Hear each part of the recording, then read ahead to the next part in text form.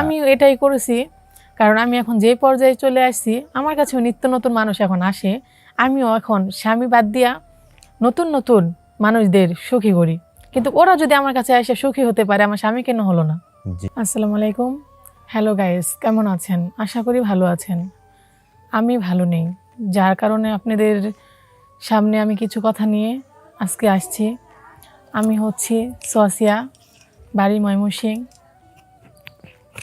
আমার জীবনের কিছু কাহিনী নিয়ে আমি আপনাদের সামনে আজ দাঁড়িয়েছি। আশা করি আমাকে সবাই বোঝার চেষ্টা করবেন। আমি একজন গরিব ঘরের মেয়ে। আমার বাবা ভ্যান চালক। আমরা 5 বোন 3 ভাই, কষ্টের একটা পরিবার। তারপরেও মনে করেন যে অনেক সুখ ছিল। একে একে আমাদের সবাইকে বিয়ে দেওয়ার পর যখন আমিও হলাম, তখন আমাকেও বিয়ে দিল। ভালোই প্রথমে ছিল আমার স্বামী, ভালোবাসতো। তখন ছোট ছিলাম, ছোটোকালে বিয়ে হওয়ার কারণে স্বামী ভালোবাসতো বা সবাই ভালোবাসতো। কিন্তু আমার শাশুড়ি তার ফ্যামিলির কিছু মানুষের জন্যই আমার স্বামী উল্টাপাল্টা করার চেষ্টা করলো। তখন আমি এগুলো কিন্তু আমার ফ্যামিলিকে কখনো জানাতাম না। তার সব অত্যাচার কিন্তু আমি আমার নিজের মাথায় রাখতাম। আচ্ছা, এখানে একটু জানতে চাই যে আপনার স্বামী আপনারও জ্বালাতন করতো কিসের কারণে? ও আগে আমার কাছে ভালোই ছিল, ও আমার সাথে আগে কোনো রকম দুষ্টুমি করে নাই। কিন্তু যখন তার টাকার চাহিদা হয়, তখন সে কিন্তু আমাকে বলতো। তখন আমি আমার বাবাকে ভাইকে বলে তার চাহিদা পূরণ করার চেষ্টা করতাম। ওরা কিন্তু আমার মুখের দিকে তাকিয়ে আমার সুখের চেষ্টা করে সুখের ওরা চিন্তা কিন্তু করে টাকা পয়সা দিত। হ্যাঁ, টাকা পয়সা দিত। ভালোই কয়েকদিন যায়, কিন্তু কিছুদিন পর পর এরকম একটা তার টাকার অভাব পড়ে যায়। সে শুধু আমাকে টাকার জন্য নির্যাতন করতে থাকে। তখন আমি চিন্তা করলাম যে টাকা কতক্ষণ, মানে আমরা তো গরিব, যদি বড়লোক থাকতাম তাহলে সেটা অন্য বিষয় থাকতো, যে আমি ওনাকে কিছু একটা বিক্রি করে হলেও এনে দিতে পারবো। কিন্তু ওরকম তো আমাদের চাহিদা ছিল না। জি জি। কারণ আমার আব্বু তো ভ্যান চালক, কারণ ও তো অনেকটি আমরা তো ভাই বোন অনেক, জি। খাওয়া দাওয়াই তো কষ্ট হয়ে যায়। তার আমি যৌতুক দিব কোথা থেকে? তারপরও যতটুকু চেষ্টা করার পরে যতটুকু পারতো ততটুকু আর কি আমারে দিত, যাতে আমি সুখে থাকি। জি। তখন দেখলাম যে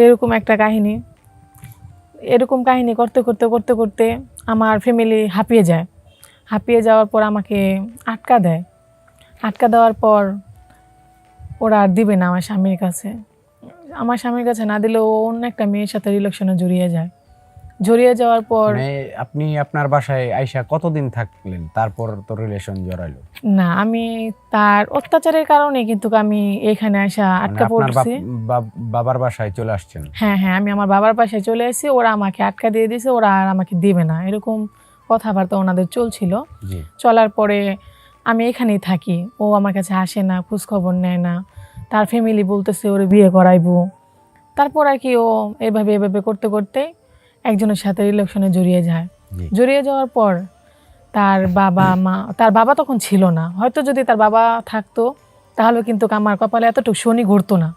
কারণ ওনার বাবাই তো আমাকে নিয়েছিল তার, মানে ওনার আব্বু ভালো মানুষ ছিলেন। হ্যাঁ, ওনার আব্বু খুব ভালোই ছিল, কিন্তু ওনার মা, তার ভাই বোন অন্য সাইজের।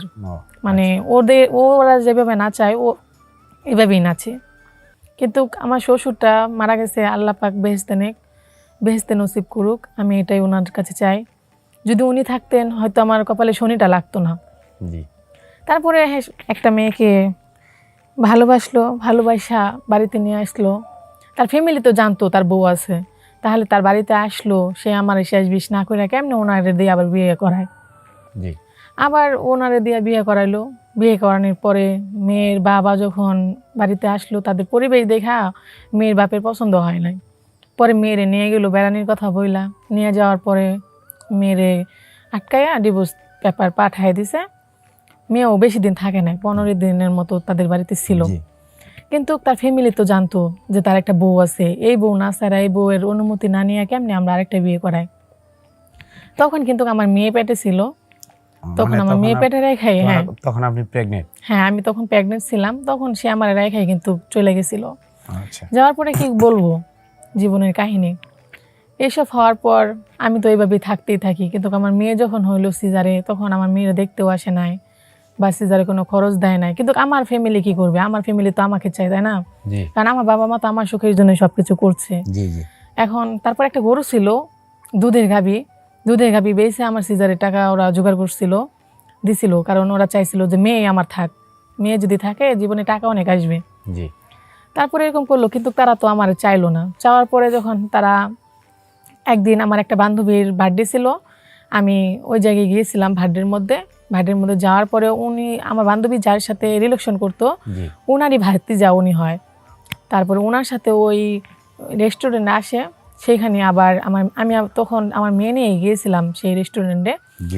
তারপর আমার মেয়েরে দেখলো, তখন আমার মুখ লাগানো ছিল, ও আমাকে কিন্তু চিনতে পারে না, চিনতে না পারলেও কিন্তু আমার চোখ দেখে সে অনুভব করতে পারছে যে সেটা আমি। তারপরে সে আমারে আবার দেখলো, কিন্তু সবার সামনে প্রকাশ করে নাই। ওইখানে অনেক পার্টি লোক ছিল, যে সবার সামনে প্রকাশ করে না যে আমি ওনার ওয়াইফ। না করলেও তারপর সে আমার সাথে কথা বলতে চায়, মেয়েরে দেখে কোলে নেয়। ও তো জানি যে ওটা কার মেয়ে, কারণ ও তো পেটে রেখেই তো চলে গেছিল। তারপর তো আমি কোনো বিয়ে টিয়ে করি নাই, তার আশায় ছিলাম, থাকি দেখি কি হয়। মানে একটু জানতে চাই যে এখন আপনার যে স্বামী, তার সাথে এখনো আপনার ডিভোর্স হয় নাই? না না, এমনিতে আমার স্বামীর সাথে দুইজন কি আলাদা আলাদা আছেন? হ্যাঁ, উনি ওনার কাছে, আমি আমাদের বাড়িতে। আচ্ছা। দুইজন দুই জায়গায়। তারপর আমার মেয়েরে নিল, নেওয়ার পরে সে আবার আমার কাছে ক্ষমা টমা চাইলো, যে যা করছি জীবনে ভুল, তা মাফ করো, এখন চলো। মেয়ের মুখের দিকে তাকায় আমরা দুজন একসাথে হয়ে যায়। মানে এটা আপনি অফার করলেন? না, আমি না, উনি আমাকে অফার করছিল। আচ্ছা। উনি ওনার ভুলটা আর কি বুঝতে পারছিল। তারপরে আমি ভাবলাম যে মেয়ে যেহেতু একটা আছে, বড় হইতেছে, একটা স্কুলে পড়াতে গেলে, সমাজে চলতে গেলে বাপের পরিচয় দিতে হয়, এটা প্রয়োজন। এটার কথা চিন্তা করে আমি আবারই তার কাছে যাওয়ার জন্য চেষ্টা করলাম। তখন কিন্তু আমি আমার ফ্যামিলির কাছে না বলাই ওনার কাছে আবার চলে গেলাম। ওনার কাছে চলে যাওয়ার পরে যে সময় আমি জানতে পারলাম যে সে বিয়ে একটা না দুটো করছে। দুটো করছে, রানিং এখনো একটা কিন্তু আছে, মাদ্দেরটা কিন্তু এখনো আছে। এখনো থাকার পরেও কিন্তু সেটা ডিভোর্স দেয় নাই। ওটা কিন্তু বালুকাতে করছিল, এখানে বালুকায় বাসা ভাড়া থাকে, মেয়ে বাড়ি জানি কোথায় আমি জানি না, কিন্তু ওই জায়গায় থাকতো, ওই জায়গা থেকে বিয়ে করে নিয়েছিল। ওটাও তার ফ্যামিলি করাই এনেছিল। তাহলে তার ফ্যামিলি যে একে একে দুইটা বিয়ে করাইলো, শেষ পর্যন্ত তো তার ছেলে আমার কাছে আসলো। তাহলে দুইটা বিয়ে করার মানেটা কি? তো এটা আমার জীবন নষ্ট করলো, আমার মেয়ের জীবন নষ্ট করলো।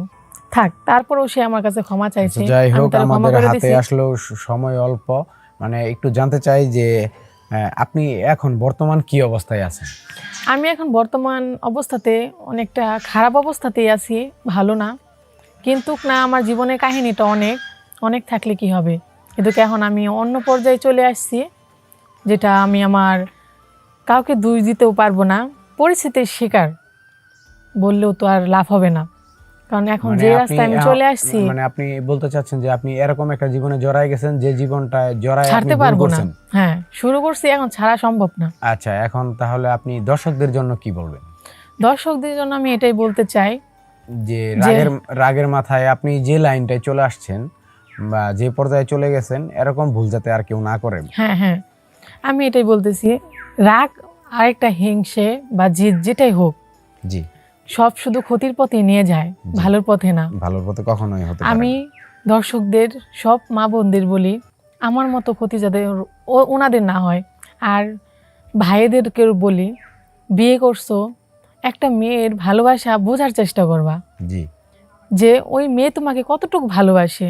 ওনার ভালোবাসাকে অবহেলা করো না, দূরে রাখো না, যাতে ওই মেয়েটা তোমার সংসার, সুন্দর সামাজিক জীবন রেখা একটা নষ্ট পথে চলে যায়, বাট নিজের জীবনটা ধ্বংস করে ফেলায়। এখন তার জীবনে নিত্য নতুন মানুষ আসে। কেন আসে? আজকে একটা ছেলের কারণে কিন্তু একটা মেয়ের জীবনে এরকমটা হয়। আজকে যদি একটা ছেলে তার স্ত্রীকে 5 দিক দিয়ে সুখী করতে পারতো, বাট সাথে থাকতো, তাহলে কখনো একটা মেয়ে পরপুরুষের সাথে মেলামেশা করতো না। ধন্যবাদ। আমি এটাই করেছি, কারণ আমি এখন যে পর্যায়ে চলে আসছি, আমার কাছেও নিত্য নতুন মানুষ এখন আসে। আমিও এখন স্বামী বাদ দিয়া নতুন নতুন মানুষদের সুখী করি। কিন্তু ওরা যদি আমার কাছে এসে সুখী হতে পারে, আমার স্বামী কেন হলো না? জি, আপনার কথায় অবশ্যই যুক্তি আছে। আপনার স্বামী অবশ্যই ভুল করেছেন। তো দর্শক, আপনারা তো শুনতেই পেলেন এক মর্মান্তিক ঘটনা। আসলেও এটা সচরাচর আমাদের বাংলাদেশে রহ ঘটতেছে। আসলেও এর সঠিক পথ কিন্তু এখনো আমরা পাইনি যে এটা সংস্কার করা যাবে। বর্তমানে আসলেও বাংলাদেশে পরকীয়ার যে পরকীয়া বৃদ্ধিটা রীতিমতো বেড়েই চলছে। সেটা আসলেও জানি না ছেলে মেয়ে উভয়েরই ভুল নাকি যে কোনো একজনের ভুল। আচ্ছা, সেই বিষয় নিয়ে আগামীতে আলোচনা করব। দর্শক, ভালো থাকবেন, সুস্থ থাকবেন। আবারও দেখা হবে নতুন একটি এপিসোড নিয়ে। আল্লাহ হাফেজ।